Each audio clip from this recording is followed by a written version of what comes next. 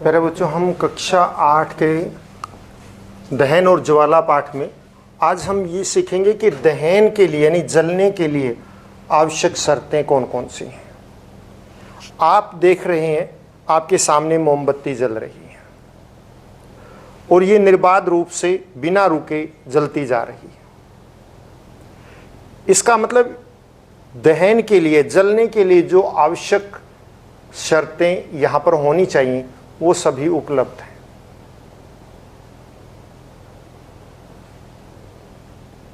अगर देखिए, मैं इसको ऐसे करता हूं, बुझ गई। क्यों बुझ गई? इसका मतलब दहन के लिए जो आवश्यक शर्तें हैं मुख्यतः जैसे वायु या ऑक्सीजन की उपस्थिति, दाह्य पदार्थ, ज्वलन ताप। दाह्य पदार्थ का मतलब जो पदार्थ जलता है उसको दाह्य पदार्थ कहते हैं, हम पहले कर चुके हैं। और यहां पर मोमबत्ती में क्या जलता है? मोम उपस्थित। वायु या ऑक्सीजन उपस्थित है, चाहे यूं किया तो भी कोई बात नहीं, ऑक्सीजन तो थी। फिर ये क्यों बुझ गई? क्योंकि हमने इतनी तेज हवा से जितना तापमान इसको चाहिए था जलने के लिए उसको कम कर दिया।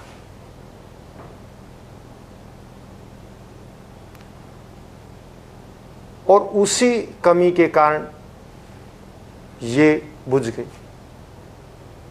लेकिन यही आग अगर बहुत ज्यादा क्षेत्र में फैली हो तो हवा चलती है तो और ज्यादा फैलती है।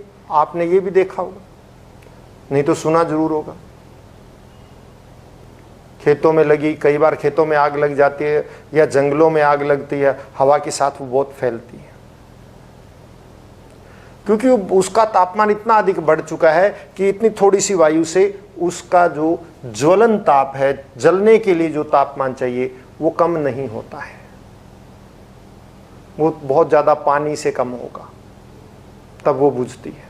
बारिश आ जाए तो बुझ जाएगी, बहुत तेज बारिश तो बुझा देगी क्योंकि पानी से उसका ज्वलन ताप कम हो जाता है।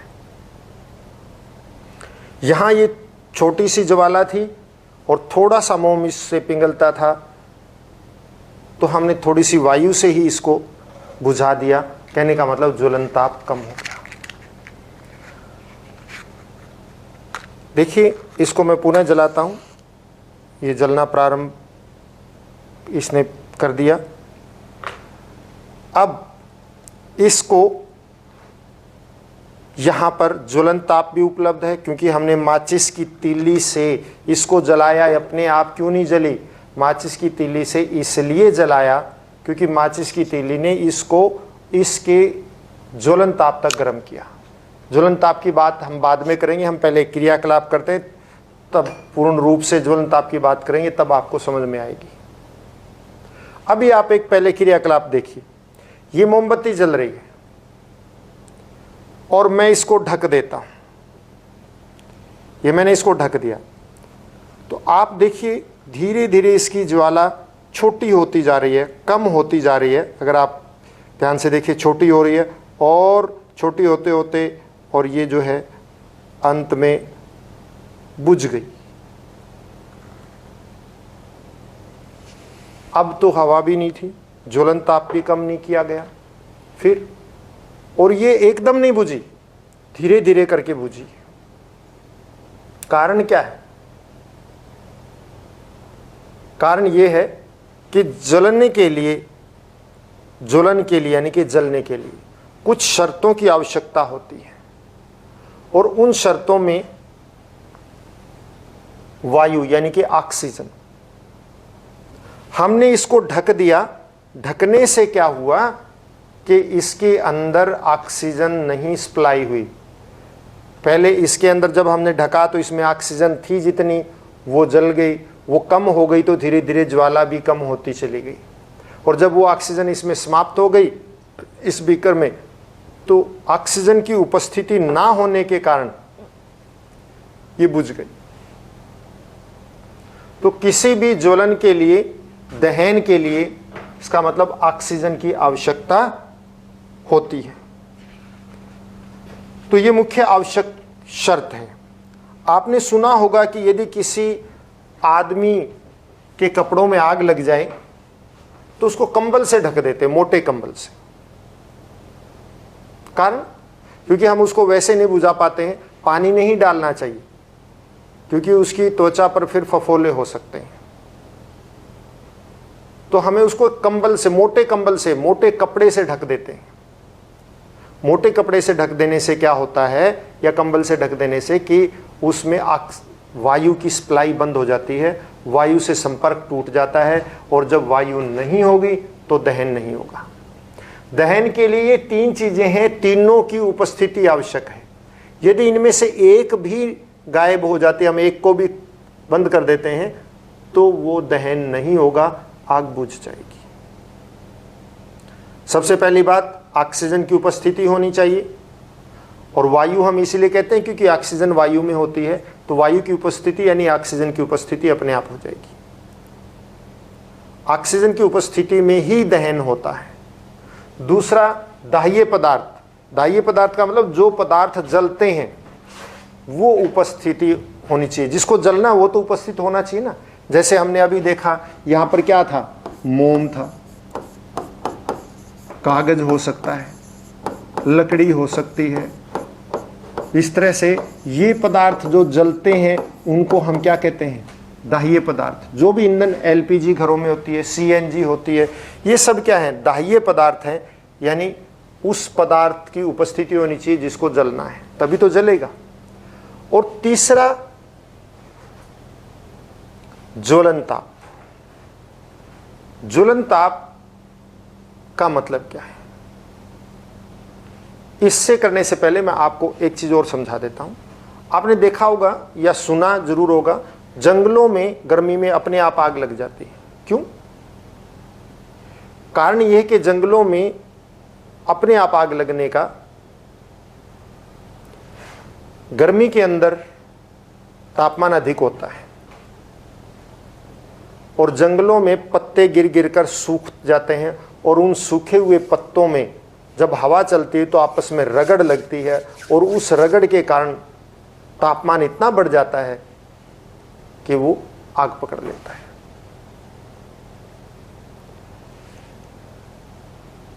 अब एक चीज और बताता हूं। मान लिया कि हमने एक माचिस की तीली ली और आपके सामने मोमबत्ती जलाई, जल गई। कागज जलाओगे, जल जाएगा। मैं ये स्पिरिट लैंप जला रहा हूं, मोमबत्ती माचिस से जल गया। और माचिस को भी जलाने के लिए, तीली को जलाने के लिए हमने क्या किया, हमने ये किया कि इसको रगड़ा है। हम फूंक मारते हैं, बुझ जाती है। फूंक क्यों मारते हैं? क्योंकि फूंक में मुख्यतः कार्बन डाइऑक्साइड होती है, और कार्बन डाइऑक्साइड मुख्यतः होती है, और जलने के लिए ऑक्सीजन चाहिए, इसलिए बुझ जाती है फूंक से जल्दी। अब ये जल रही है, इसमें स्पिरिट है, तो स्पिरिट क्या है, दाह्य पदार्थ है। ये अपने आप क्यों नहीं जला, या इस माचिस के अंदर जो तीलियां वो अपने आप क्यों नहीं आग पकड़ लेती?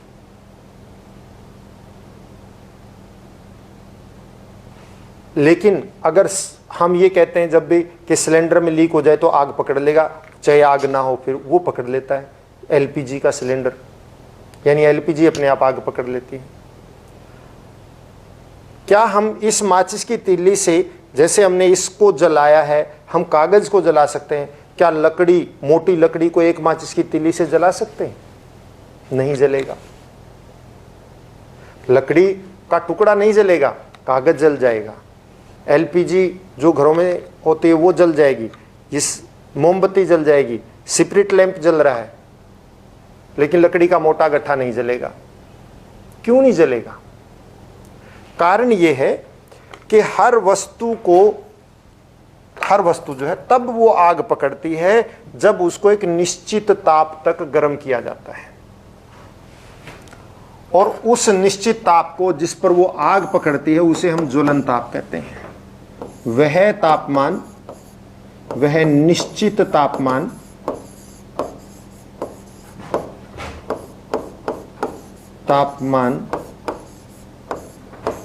जिस पर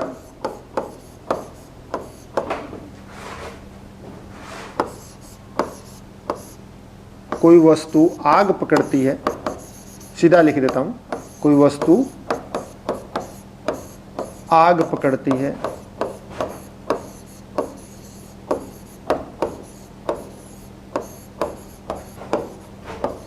ज्वलन ताप कहलाता है।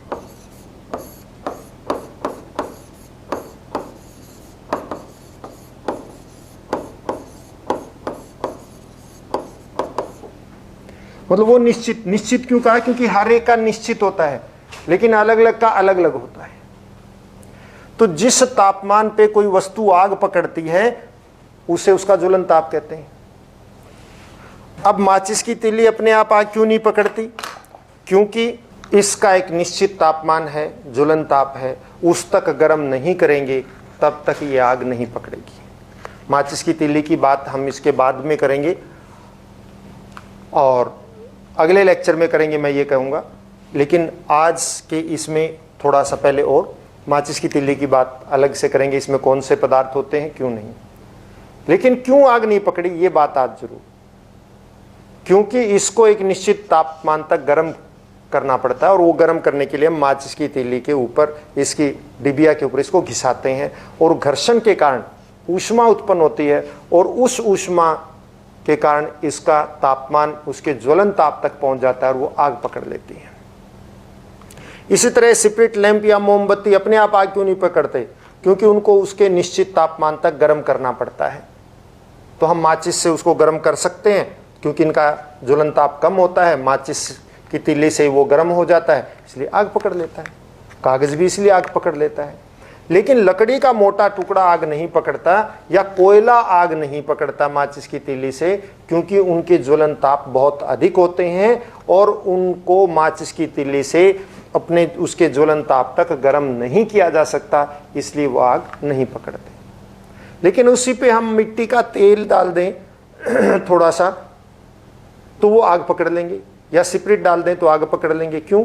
क्योंकि हम माचिस की तीली से जब उसको गर्म करते हैं तो उस मिट्टी के तेल का ज्वलन ताप कम है या स्पिरिट का ज्वलन ताप कम है, तो वो स्पिरिट या माचिस जो तेल है वो आग पकड़ता है और वो फिर आग पकड़ के वो उस लकड़ी के टुकड़े के ज्वलन ताप तक उसको गर्म कर देता है, वो तेल जल जल कर, तो फिर वो लकड़ी आग पकड़ लेती है। जब तक किसी वस्तु को उसके ज्वलन ताप तक गर्म नहीं किया जाएगा कभी आग नहीं पकड़ेगी। आपको पता है, आपके सामने मैं करके दिखा देता हूं। ये एक कागज का टुकड़ा लेता हूं, ये कागज का टुकड़ा जैसे इसके सामने है, इसने आग पकड़ ली। देखो, पकड़ ली आग पकड़ ली। क्यों? क्योंकि ये इसके ज्वलन ताप तक गर्म हो गया, इसलिए इसने आग पकड़ ली। अब एक कागज, अब इस कागज को मैं इस तरह से, पहले ये इसको ऐसे फोल्ड किया, ऐसे 4 फोल्ड करते हैं, 4 तहें, 4 तहों में 3 तह एक तरफ और 1 तह एक तरफ, और इसमें हम पानी डालते हैं। और ये पानी डालने के बाद अब इसको हम इसी के ऊपर गर्म करते हैं, इस ज्वाला के ऊपर गर्म करते हैं। आप देखिए, इस ज्वाला पे हम इसको गर्म करते हैं, आप देखिएगा कि ये आग नहीं पकड़ता है। कागज तो इतनी देर में आग पकड़ लेता है, देखिए अब नहीं पकड़ रहा है। क्यों नहीं पकड़ रहा है ये आग? कारण क्या है इसमें आग ना पकड़ने का? देखिए मेरा हाथ जलने लगा है क्योंकि शेक यहाँ तक आता है, लेकिन कागज आग नहीं पकड़ रहा। क्यों नहीं पकड़ा कागज ने आग? कारण क्या है? क्या कारण रहा कि कागज ने आग नहीं पकड़ी? कारण ये है कि अब पानी निकाल दिया तो ये आग पकड़ लेगा। कारण ये रहा कि जैसे हमने इसको गर्म किया तो आग कागज को लगी। कागज की जो ऊष्मा थी, कागज के अंदर पानी था, तो ऊष्मा को किसने ले लिया? पानी ने ले लिया। तो इस तरह से ये आग से जो ऊष्मा निकली कागज में गई, कागज से पानी ने ले ली और लगातार उस ऊष्मा को पानी लेता रहा और कागज का तापमान उसके ज्वलन ताप तक नहीं पहुंचा, क्योंकि कागज गर्म जितनी ऊष्मा से कागज गर्म हुआ वो ऊष्मा कागज से किसने ले ली? पानी ने ले ली। तो लगातार ऊष्मा का स्थानांतरण कागज से पानी में होता रहा और कागज का तापमान उसके ज्वलन ताप तक नहीं पहुंचा। इसी कारण कागज ने आग नहीं पकड़ी। तो मतलब कहने का यह कि एक निश्चित तापमान होता है जिस तक हमें वस्तु को गर्म करना पड़ता है, और उस वस्तु को उसके निश्चित तापमान, जिसको हम ज्वलन ताप कहते हैं, उस तक गर्म करते हैं, तब वो आग पकड़ती है।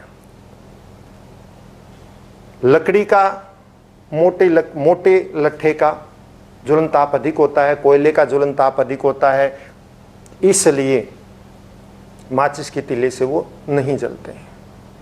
कागज जलता है, लेकिन कागज में हमने पानी डाला फिर नहीं जला, क्योंकि जितनी ऊष्मा कागज को मिली वो ऊष्मा का स्थानांतरण कागज से पानी में हो गया, और लगातार इस तरह से ऊष्मा जो है कागज से पानी में जाती रही, और कागज का जो ज्वलन ताप है वो नहीं पहुंच पाया, यानी कागज का तापमान उसके ज्वलन ताप तक नहीं पहुंच पाया। इस कारण कागज ने भी आग नहीं पकड़ी। तो बेटा आज के लिए इतना ही काफ़ी। घर पर रहें, स्वस्थ रहें और अपना काम हर रोज करते रहें। धन्यवाद।